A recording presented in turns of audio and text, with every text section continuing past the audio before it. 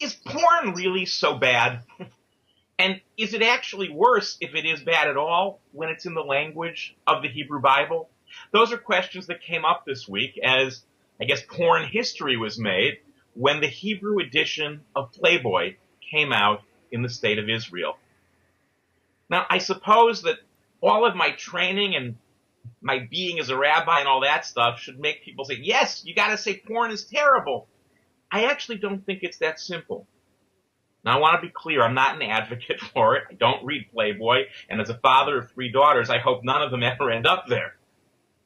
But I also understand that the distress and the anxiety that's created by sexually explicit images is often misguided.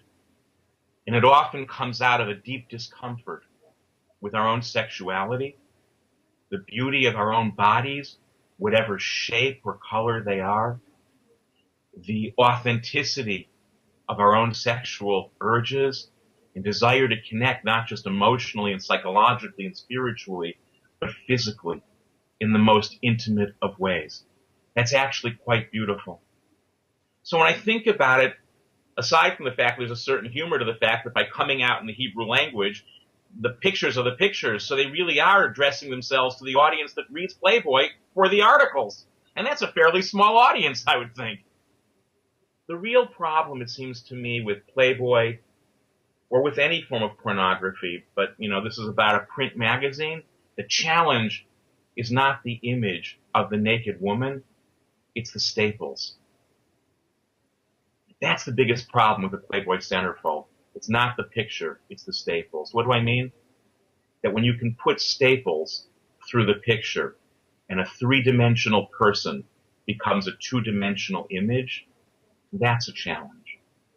The sexually explicit can be actually marvelous. And it can be marvelous in lots of ways, not all of which we will all agree about. But when we confuse real people with pictures of people, especially pictures we don't know, that's probably not good for any of us.